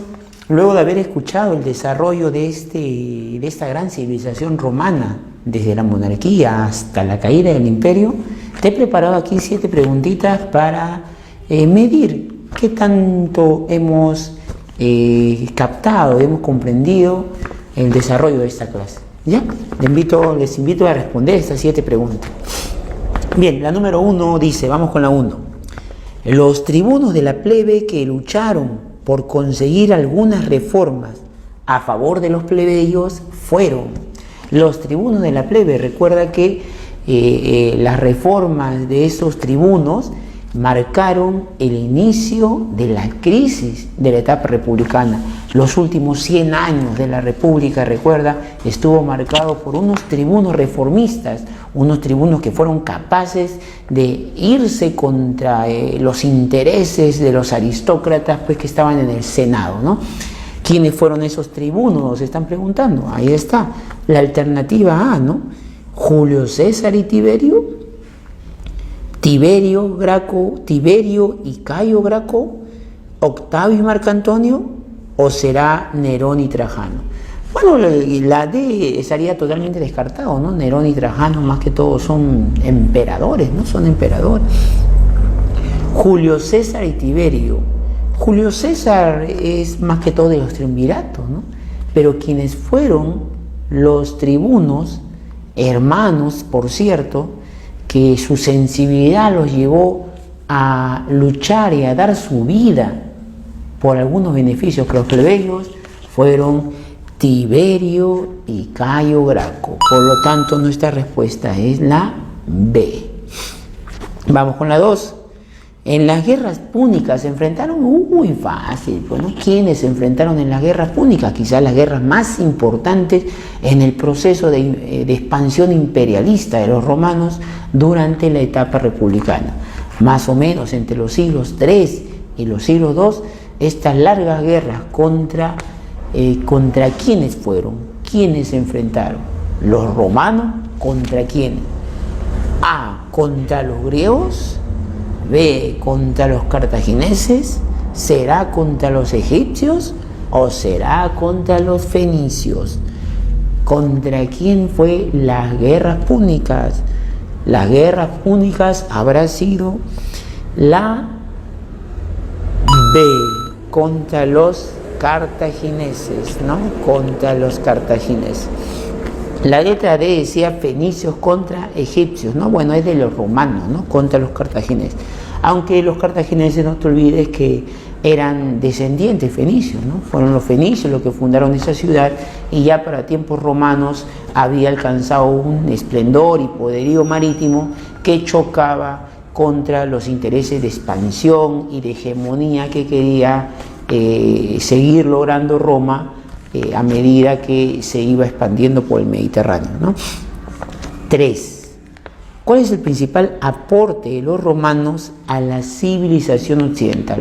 Recontra fácil, no te olvides, el principal aporte de los romanos a la civilización occidental es el derecho. Por lo tanto, nuestra clave, ¿cuál es? Filosofía, democracia, derecho o religión. Ahí está nuestra respuesta, creo. La respuesta es la C. El derecho es el principal aporte de los romanos. Un derecho que, por cierto, ¿no? Hay que recordar, es un derecho alejado, separado de las ideas religiosas, de la intromisión religiosa, ¿no? Y también de los mitos, ¿no? La cuestión de las leyes y la elaboración de las leyes está separado de la intervención de Dios o de los dioses, en el caso de Roma, ¿no? No es como las otras civilizaciones, como Mesopotamia, Egipto, donde las leyes están mezcladas con la intervención, participación de los dioses, ¿no? Ahí se diferencian los romanos y es un gran aporte al mundo occidental. Vamos con la 4, a ver, una preguntita un poquito más compleja, vamos subiendo el nivel. A ver, la República Romana se sustentaba en un conjunto de instituciones, nos dice, y magistraturas que tenían como función evitar la excesiva concentración de poder, ¿no? La República Romana se sustentaba en una serie de instituciones que tenían como función, no vuelvo a repetir, evitar una excesiva concentración de poder y favorecían la participación ciudadana. Respecto a ello, indique los enunciados correctos. Nos están preguntando que veamos los enunciados correctos con respecto a las instituciones durante la República Romana. A ver, 1. El Senado dirigía la política exterior y administraba, el Senado dirigía la política exterior y administraba el ager públicos, las tierras estatales y la política exterior, el Senado. Por supuesto que sí, esa afirmación es correcta, ¿no? Ese enunciado es correcto. El Senado veía todo lo que era la política interna, la política externa y también veía pues las propiedades del Estado, y el ager público será la propiedad estatal, las tierras del Estado, que finalmente, ¿no? Al final, con una serie de leguleyadas, ¿no? de trampas legales, terminaban en propiedad de los patricios más poderosos, ¿no? Enunciado número 2. Los cargos políticos se ocupaban de forma secuencial dentro de una carrera pública. Sí, ¿no? Esa afirmación también es correcta. Recuerda que los cargos políticos tenían, era como escalones, como peldaños que tú ibas ascendiendo a medida que ocupabas uno y tenías posibilidad de ocupar el otro, ¿no? A eso se llamaba en latín, cursus honorum, ¿no? Una carrera de honores, carrera de cargos, ¿no? Carrera de cargos. Quiere decir que empezabas como cuestor y después podías ser edil, después podías ser un juez, podías ser un pretor, podías llegar a ser un cónsul, ¿no? Y si eres un cónsul puedes llegar a ser un senador, porque recuerda que los senadores solamente son elegidos entre todos los que han ocupado ese cargo de cónsul, ¿no? Por lo tanto, esa afirmación de que los cargos políticos se ocupaban de forma secuencial dentro de una carrera pública es correcto. Tercer enunciado: el tribuno de la plebe convocaba a la asamblea curial. El tribuno de la plebe, recuerda que era representante de ¿quiénes? ¿De los patricios o los plebeyos? El tribuno de la plebe era representante de los plebeyos, por lo tanto él convocaba y dirigía no la asamblea curial, que es la asamblea de los patricios, sino la asamblea del pueblo, la asamblea tribal. Por lo tanto, ese enunciado es incorrecto, ¿no? Y nos están preguntando, indique si los enunciados son correctos. Ya tenemos dos correctos, la 1 y la 2. ¿Qué dice la 4? El dictador era un tirano que ascendía al poder mediante golpe de Estado. La dictadura, recuerda, en Roma era una institución, un cargo legal.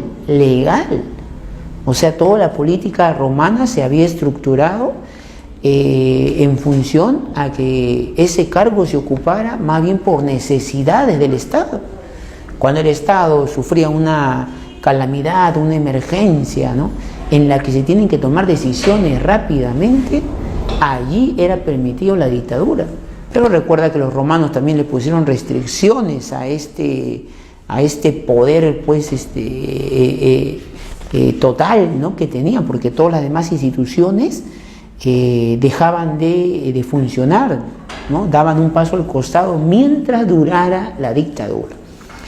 La dictadura, recuerda que tenía limitaciones, no podía ser eterna, ¿no? La dictadura solamente duraba 6 meses, ¿no? Aunque ya a fines de la República, como digo, producto de estos mismos enfrentamientos entre los grupos de poder, habíamos visto que mandaron al tacho de basura sus leyes, ¿no? Porque incluso Sila, que es uno de los primeros que comienza a romper esta regla, ¿no?, de respetar, pues, las leyes, se hace nombrar dictador vitalicio, ¿no?, con lo cual indica que le importan un bledo las leyes.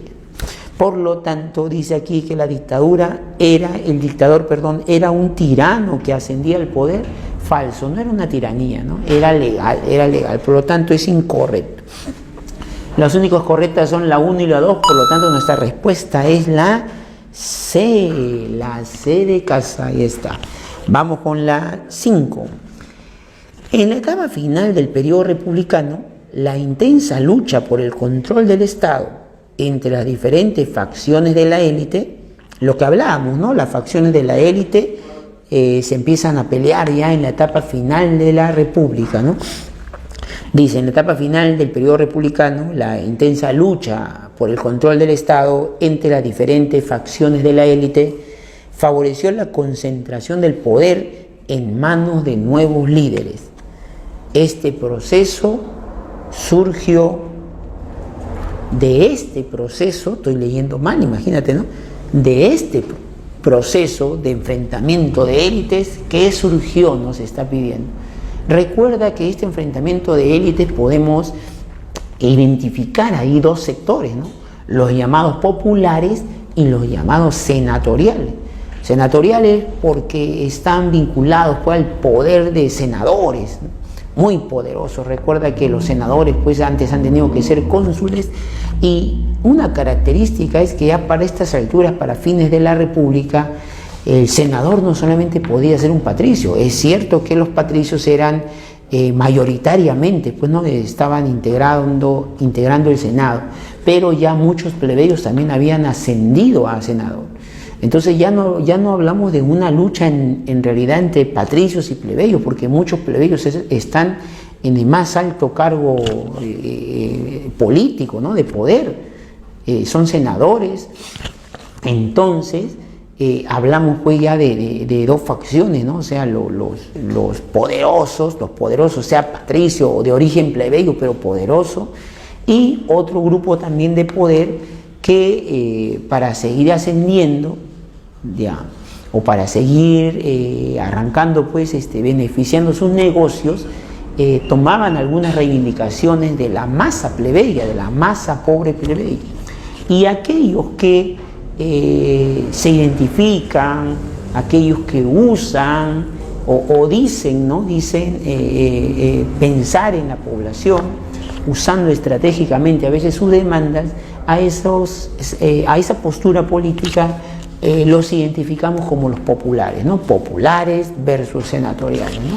Un ejemplo claro de posición popular habrían sido los hermanos Graco, ¿no? Estos reformistas.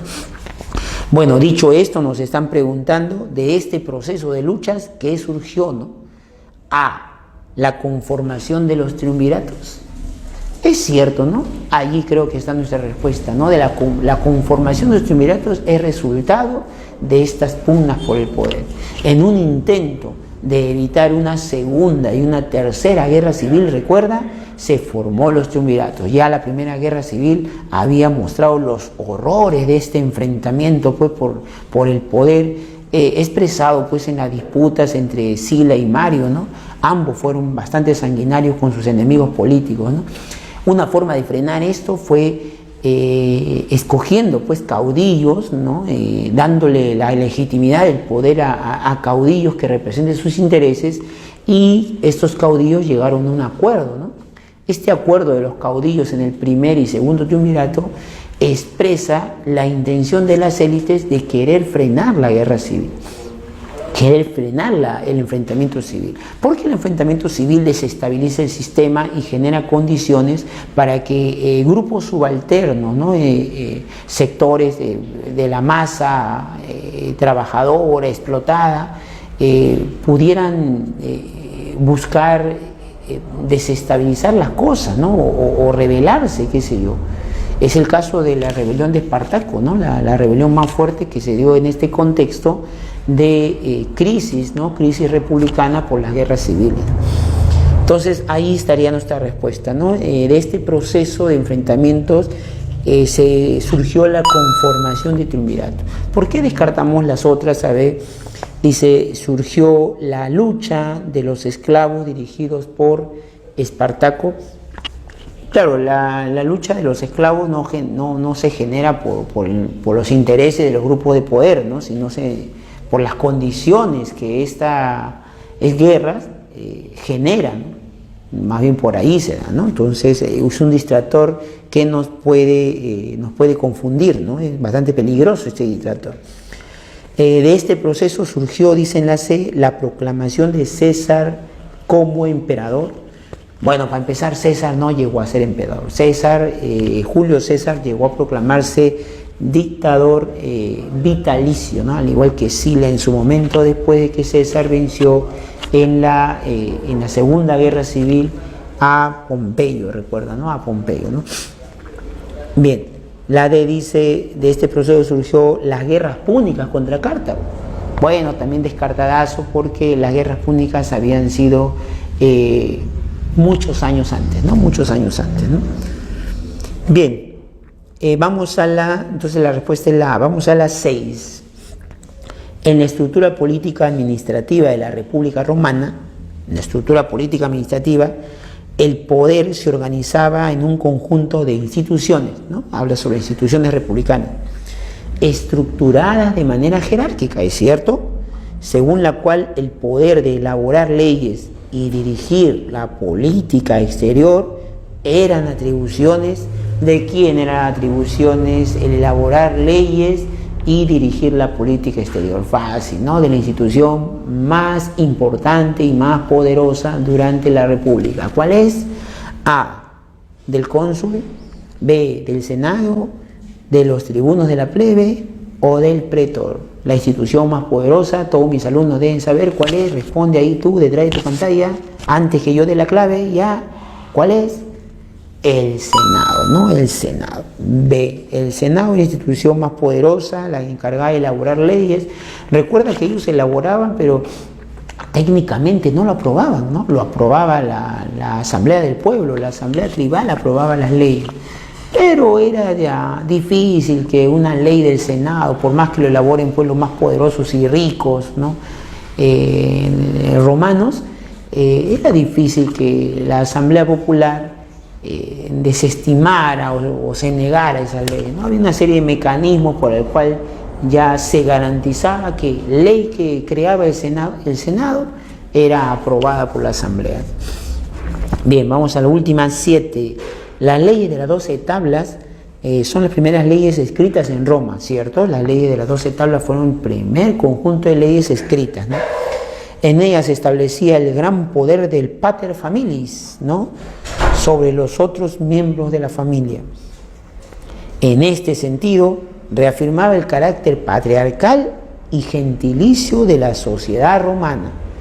Sin embargo, también existen innovaciones, dice. Las más importantes son aquellas relacionadas con qué innovaciones trae la ley de las 12 tablas por escrito, ¿no? Porque ya se habían dado algunos beneficios antes de que la ley se plasmara en 12 tablillas, pues de bronce, ¿no? Y se dejara ahí estipulado. Ya se habían dado pues algunas normas en beneficio de los plebeyos. Recuerda desde sus primeras luchas, ¿no? La huida al Monte Sacro, una primera revuelta, una especie de huelga militar plebeya. Entonces dice, trajo algunas innovaciones, ¿no? También existen algunas innovaciones. Las más importantes innovaciones están relacionadas con nos están preguntando, A, la igualdad de derechos otorgados a la mujer. Bueno, no, la mujer en realidad es bastante sometida, está bastante sometida al varón en la época de Roma. Nunca hubo igualdad entre la mujer, ¿no? Más bien esta igualdad la van a traer posteriormente, este trato un tanto igualitario lo van a traer los bárbaros, ¿no? Cuando se metan a Roma. La imposición del monoteísmo, la imposición del monoteísmo. Bueno, ¿no? En realidad, si estamos hablando de las primeras leyes, todavía ahí no hay monoteísmo, ¿no? El monoteísmo todavía se asume en Roma a fines del imperio, recuerda, ¿no? Recuerda que el emperador que promovió el edicto de Tesalónica, ¿no? El emperador Teodosio, con el cual oficializaba el cristianismo como la religión del imperio. Ese es en la etapa imperial, muchos siglos después todavía de estas 12 tablas, que es en los primeros años de la República, ¿no? Los primeros 100 años de la República. Bien, se dice participación ciudadana en los plebeyos. Esa es la innovación, ¿no? Correcto, la respuesta sería la C. Recuerda que la ley de las 12 tablas sanciona la igualdad jurídica, o sea, le entrega la ciudadanía al plebeyo, ¿no? ¿Ya? Plasmada por escrito, entre otras cosas que ya antes había entregado, ¿no? Como la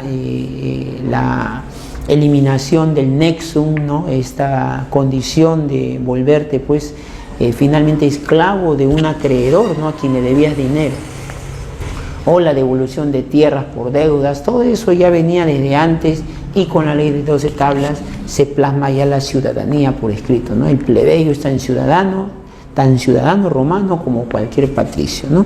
Muy bien, chicos, conmigo ha sido todo. Entonces nos vemos en una próxima oportunidad.